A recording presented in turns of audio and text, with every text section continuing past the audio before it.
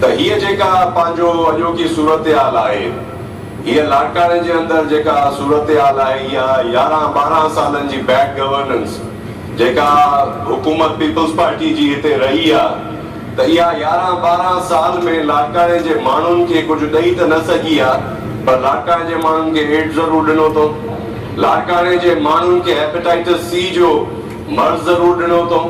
अॼु जेका असांजी अस्पताल जी सूरत हाल आहे, जेका हॉस्पिटल लाड़काणे जे अंदरि एमरजेंसी जी सूरत हाल आहे, जे तव्हां अचो त मां सम्झां थो त जानवरनि जी अस्पताल बहितर हूंदी जेका असांजी हिते अॼु कैजुअलिटी जी हालत आहे।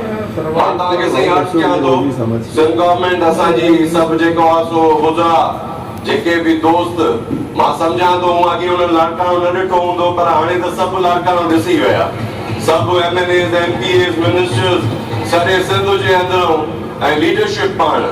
मां सम्झां थो त इहा लाड़काणे जे अंदरि जेका 12 साल गवर्नेंस रही आहे ऐं जेका लाड़काणे जो हालत आहे, त उन को इहो आई ओपनर आहे।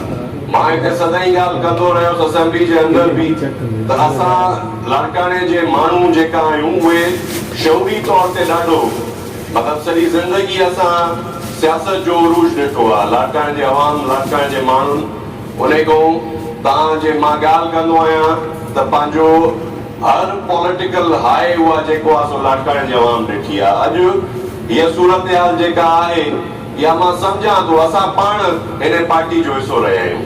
असांजे अंदरि बि शहीद ज़ुल्फ़िकार अली भुट्टो ऐं शहीद मोहतरमा बेनज़ीर भुट्टो अॼु बि असांजे दिलि में ओतिरो ई उन जो एहतराम आहे।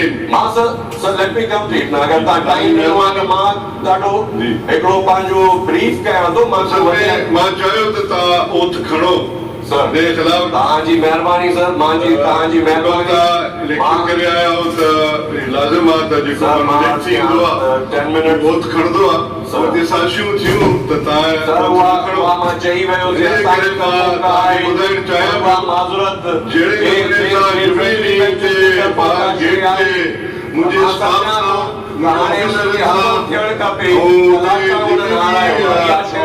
बीठा उन्हनि सां जहिड़े नमूने सां बदतमीज़ी कई वई ऐं जहिड़े नमूने सां थ्रेट्स कयो वियो ऐं जहिड़े नमूने सां मैसेज कयो वियो त असां ॾिसो आबादी साहब तव्हां पुराणा माण्हू आहियो, तव्हांजो बैकग्राउंड बि सियासी आहे।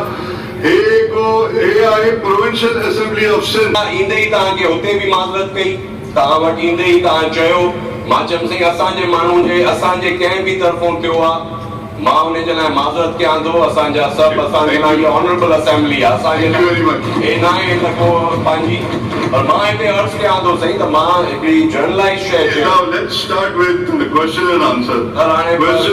Let me complete my 5 minutes thing, sir. I don't want to